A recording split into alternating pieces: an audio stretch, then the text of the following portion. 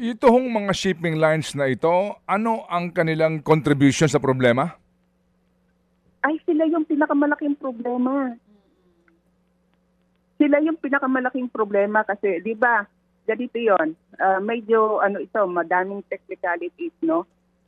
Ay, ang upon arrival ng barko, loaded yon, ididiskarga sa pier. Itong pier, hindi rin nila ma-accept yung pagdiskarga dahil puno sa loob.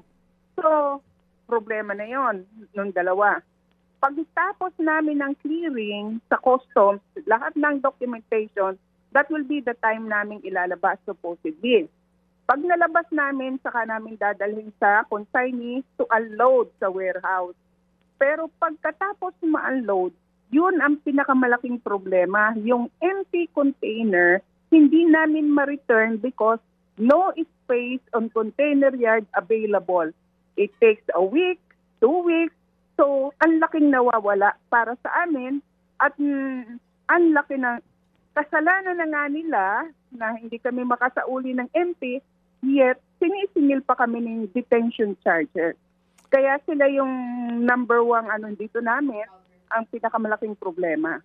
Yung pong container yard, who operates it at sino nagsa-charge doon?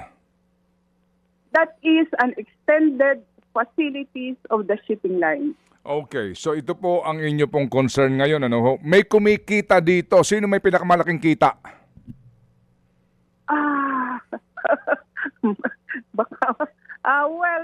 Let's call a spade, ma'am.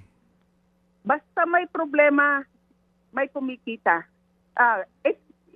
Yes. Ang PTA kumikita part of the storage. Ang port operator kumikita rin of so many things. Yes. Ang shipping line kumikita ng malaki on the demurrage at detention.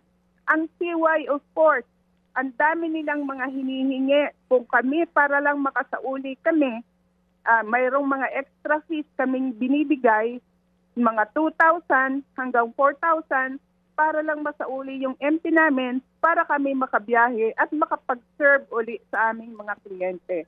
Yan yung mga personalities involved diyan. Sino po ang tumatanggap sa inyong binibigay po na 2 hanggang 4,000? Yung mga container yard. Mga kapatid, patuloy po kayong tumutok sa 105.9 True FM para sa totoong balita, informasyon, music, and entertainment. Mag-subscribe sa aming YouTube channel at podcast at sundan nyo kami sa Facebook, Instagram, X at TikTok sa True Network PH. Bisitahin din po ang aming official website, truefm.ph.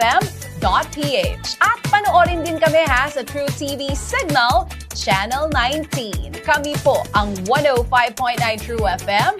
Laging true sa'yo, kapatid.